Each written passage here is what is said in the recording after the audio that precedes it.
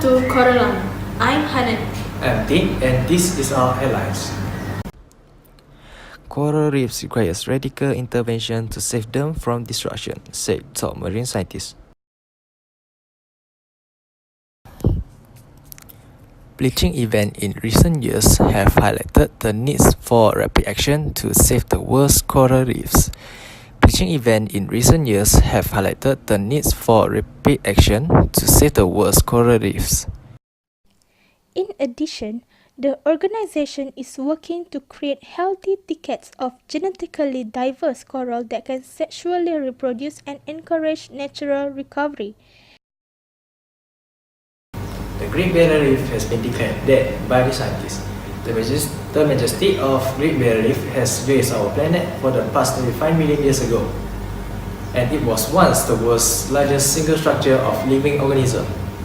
Coral reefs covers an area of over 280 cubic kilometers and supports thousands of living organisms, in which many describe as the rainforests of the seas.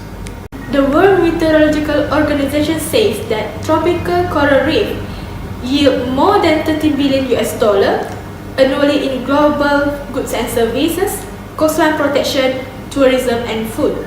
In the past few years, however, global threats to coral reef have been increasing, and in the context of the wider environment, the value of coral reef may be even greater.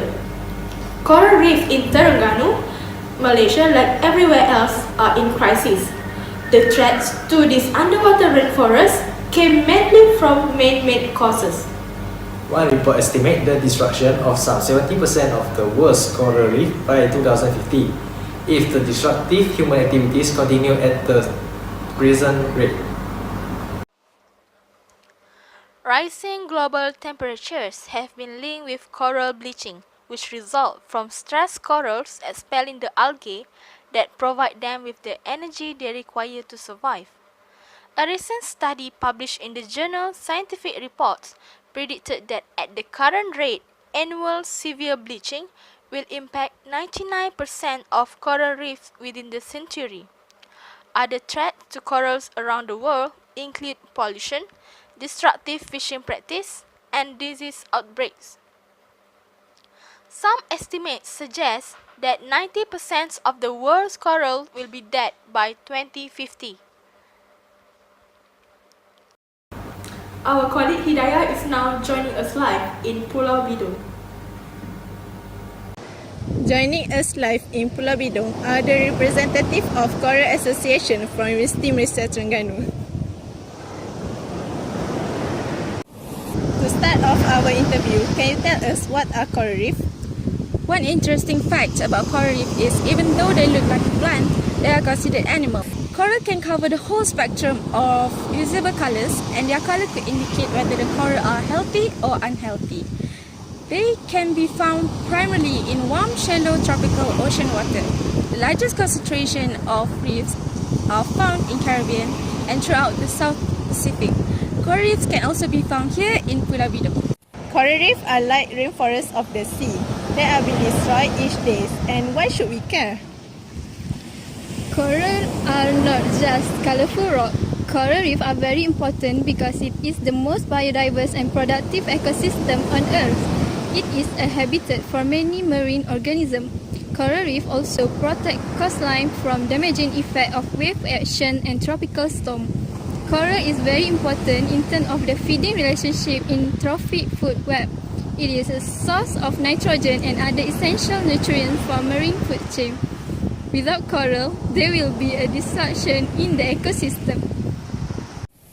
The destruction of the world's coral reef is one of today's most pressing environmental concerns.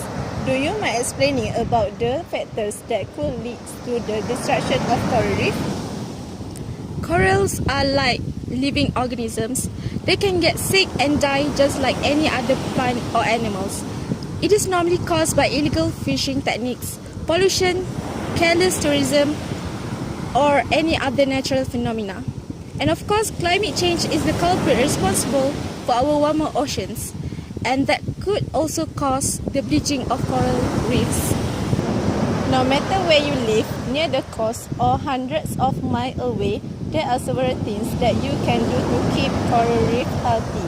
What are your thoughts on how to protect coral reef? We can work together to protect the world's coral reef from the effect of climate change and other human activity. There are many things that we can do to protect our coral reef. When diving or snorkeling, never ever touch the corals or harass them. We should use reef-friendly sunscreen while swimming near coral reef. When at home, reduce the amount of wastewater we are producing and cut back on our plastic consumption. We should reduce both land and marine-based pollution. Last but not least, we need to educate public about the importance of coral reef. Thank you. We can save our planet's coral reef. But now, more than ever before, we need to act together and we need to act today. Even though reefs around the world continue to struggle, there is still hope. If we work together to raise awareness and change our behaviors, we can help coral reef rebuild back to their former glory. Thank you from me. Back to studio. Corals reproduce sexually by budding or fragmentation. Through budding, new polyps bud off from parent polyps to form new colonies. In fragmentation, an entire colony, rather than just a polyp, branches off to form a new colony. This may happen, for example, if a larger colony is broken off from the main colony during a storm or boat grounding.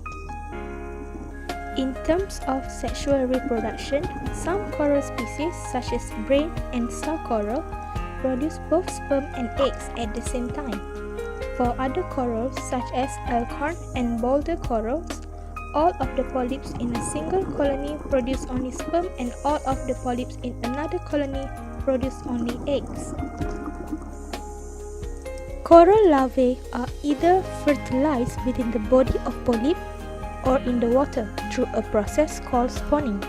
In some areas, mass coral spawning events occur one specific night per year, and scientists can predict when this will happen.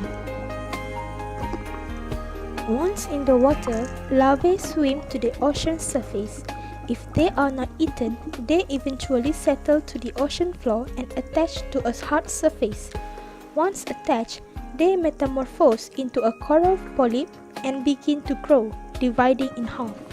As more and more polyps are added, a coral colony develops and eventually begins to reproduce. The importance of coral reefs for a wide range of ecosystem services has been widely recognized, leading to conservation and restoration projects to maintain these services.